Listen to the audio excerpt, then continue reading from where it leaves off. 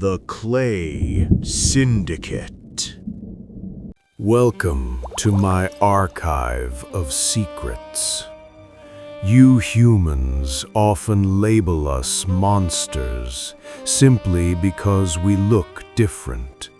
But believe me, in this world of clay, we would never kill a soul merely for tapping on a fish tank glass.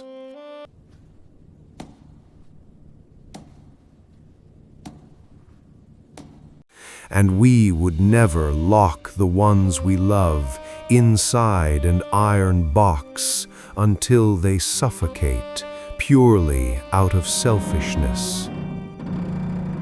Warning: this video is based on a true case. It contains violence, confinement, and loss. Names and locations have been altered for privacy. If you are ready, let me take you down into a dark comedy of fate.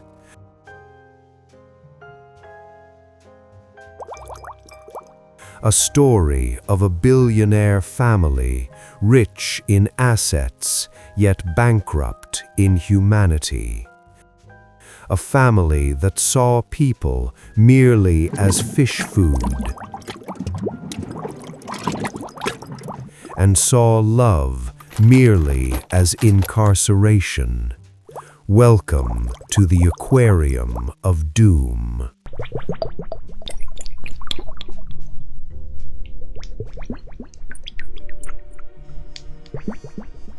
The first bad joke didn't start with the killer. It began with the father.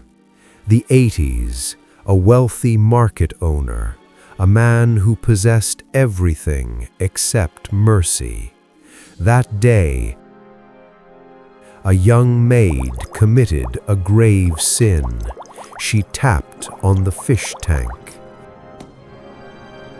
Yes, just a soft tap. But it woke the devil inside him. Enraged that his beloved fish was startled, he punished her with death. Beaten and dismembered, a sacrifice offered solely for the peace of his aquatic pet. Do you see this twisted logic? A human life was worth less than a fish in a glass tank. And the legacy he left to his only son, the heir, was not merely wealth, it was a DNA of violence. The boy grew up amidst piles of money and pools of blood, raised on indulgence. To him, love was possession, just as his father possessed the fish. He began collecting women like collecting toys, and when a toy wanted to leave, he had to build a box to keep it. Fast forward to 2019, the heir's empire is now covered in rust and madness. The mansion became a fortress. He carried guns and was fueled by drugs. But scarier than the drugs was the man himself. A metal trunk was a special order object.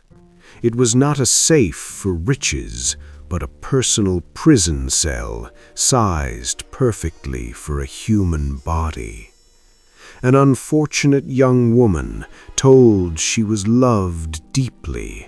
Loved so much he couldn't let her leave.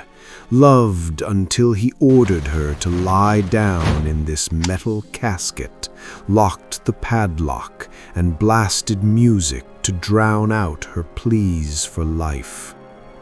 Here, let us pause our detective work for a moment and see her as a human being. She had dreams. She had a family.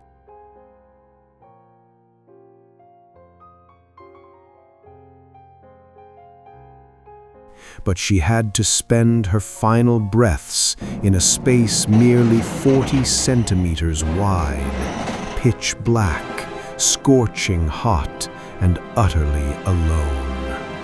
Imagine it.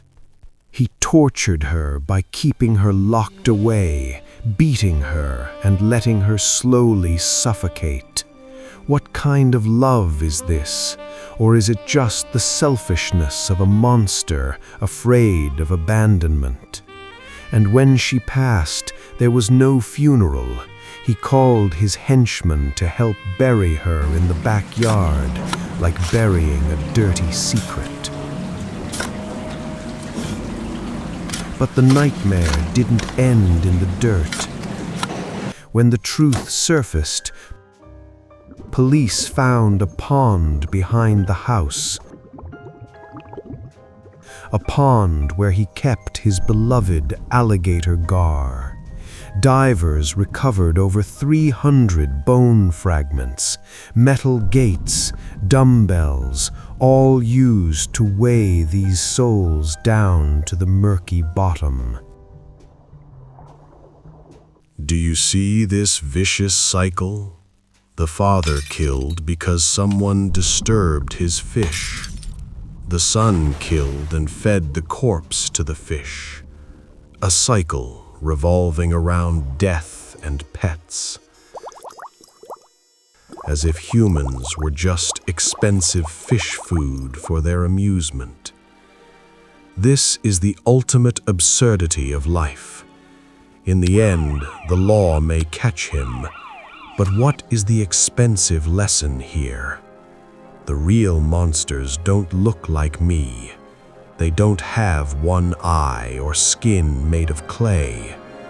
But monsters in the real world might look handsome, drive luxury cars, be born into wealth, and tell you they love you so much they want to keep you all to themselves in a little box forever. I am Mr. Private Eye, and I warn you, before accepting anyone's love, don't forget to look for the cage they might be hiding in the backyard. And you, yes, you behind the screen, click subscribe. It's much easier than welding a metal casket and far less messy. Tell me in the comments, are you a lover or a jailer? I'll be watching. Sleep well tonight. Sweet dreams. Good night.